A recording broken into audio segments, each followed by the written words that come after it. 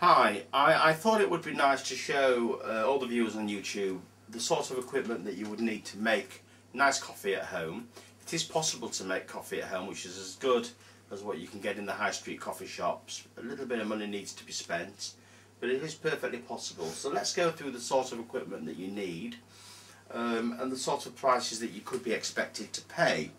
The most important part in coffee making is, in my opinion, the grinder. Get yourself a good grinder and you've probably set yourself up for life. The grinder has to be a burr grinder, not a blade grinder. There is a big difference. Blade grinders tend to just chop the coffee into little chunks, which is by no means fine enough, whereas a burr grinder more crushes the coffee into a fine powder. On this particular burr grinder, which is made by Graf, you can expect to pay around about £150 for one like this. There are lots of settings, right the way from coarse and every setting in between. If you go to 20, 19, 18, for an espresso shot of coffee with this particular grinder, it needs to be as fine as around about 5. So you can see all the distance we've travelled there from coarse down to 5. It's going to be pretty fine, is that. The next item that's important, obviously, is the coffee machine. There are lots of them on the market, made by lots of manufacturers, but the Gaggia Classic is one that's been around for around about 25-30 years, hardly ever changed in that length of time, maybe a couple of little modifications. It stood the test of time, it's very reliable, and is used by a lot of people. The one good thing about the Gaggia Classic is temperature stabilisation. It's very important that we have very stable temperature throughout the brewing process, and this can only really be achieved if we consider the items that are needed. The portafilter handle has to be made, if possible, out of brass and chromed. This is a chrome brass portafilter, as used in all the cafes, all the coffee shops, probably throughout the world. It's 58mm, which is the standard industrial size, and it's very, very heavy. It's well made, well constructed, and it's by no means can this be classed as a toy. It's a real piece of equipment.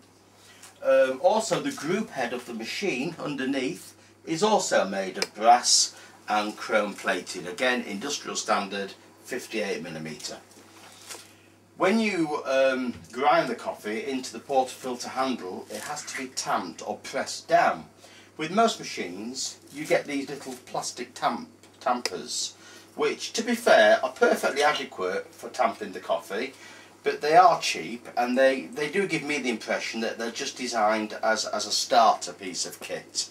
As you get better, you will find that it won't be heavy enough, and it won't be accurate enough for tamping your coffee. So you'll probably want to progress to a more substantial tamper. This one is wood and solid steel, pretty heavy, 58mm again. So it will go in, and it's just more accurate, more weight to it, and you get a far better tamp. It's very important when you tamp the coffee down that you get it as tight as you can into the actual head of the portafilter handle, into the filter basket. If you don't, then the coffee runs out too fast and you'll get what looks like really coffee coloured dishwater. These baskets pull out. That's a double shot basket, and you usually get, with the good machines, a single shot or a pod basket where you can put the little pods in as well. So we'll put the double shot basket back in. You get a scoop. Each scoop has a measure of coffee. Of course, if you're using a grinder where you put the portafilter handle directly underneath, you're not going to be needing a scoop. The scoops are useful if you buy tins of coffee. You can scoop the coffee out the tin and fill your portafilter. If you're making cappuccinos, which you probably will at some point, you're going to need a pitcher, which has to be made of stainless steel. Glass won't work, only stainless steel. And a good idea is also to buy a thermometer.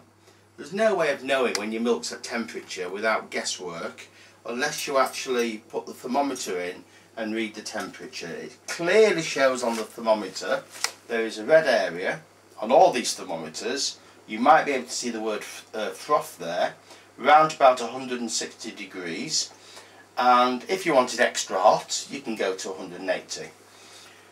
What you're trying to achieve when you froth the milk is what we call a microfoam, which is very tight, very small bubbles. It takes a bit of practice, it's not easy, but most people get there. Once you've ground your coffee and you've taken the portafilter handle off the machine, you're going to have the coffee in there, which is going to be used, and you're going to have to put that somewhere. Well, the best thing to do is to get yourself a bang box. The bang box is basically, in this case, a plastic container with a metal bar covered in rubber over the top, and what you usually do is just bang on top, get the coffee out, and then wash that under water. You'll probably notice a lot of the coffee shops, when they've brewed coffee, they bang it into a big bang box, but they don't wash it out. And that means that when you pull a shot of coffee, at the bottom of your coffee, there'll be little bits of grounds of coffee, which is really not what you want. So how much are we looking at here? Well, we've got about £150 for a good grinder. We've got about £300 for a reasonably decent coffee machine. You're looking at here probably about another £50–60. So you're probably looking at about £380 odd to start brewing coffee and to make a decent job out of it. So that's really what's basically involved. If you've got any further questions, please ask in the links below, and I'll be very pleased to answer. Thank you.